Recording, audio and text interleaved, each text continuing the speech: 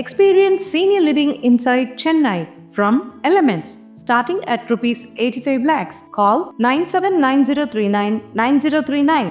திரிணாமுல் காங்கிரசின் மக்களவை குழு தலைவராக மமதா பானர்ஜியின் மருமகன் அபிஷேக் பானர்ஜி நியமிக்கப்பட்டுள்ளார்.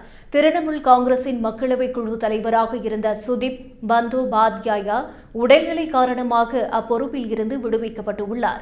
அவருக்கு பதில் கட்சியின் தேசிய பொதுச் செயலாளரும் டயமண்ட் ஹார்பர் தொகுதியில் இருந்து 3 முறை தேர்ந்தெடுக்கப்பட்ட வருமான அபிஷேக் பானர்ஜி நியமிக்கப்பட்டுள்ளார்.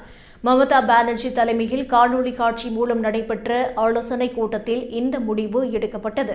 இந்த கூட்டத்தில் திரிணாமுல் காங்கிரஸ் கட்சியைச் சேர்ந்த மக்களவை மற்றும் மாநிலங்களவை உறுப்பினர்கள் கலந்து கொண்டனர்.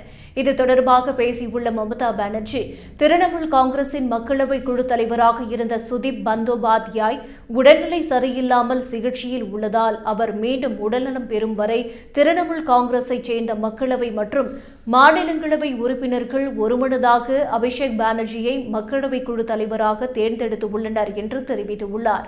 மேலும் சில மக்களவை உறுப்பினர்களின் நடத்தையால் கட்சிக்கு பாதிப்பு ஏற்படுகிறது என்றும் நாடாளுமன்ற உறுப்பினர்களுக்காக ஒழுங்குமுறை குழு அமைக்கப்பட உள்ளது என்றும் மமதா பானர்ஜி எச்சரித்தார்.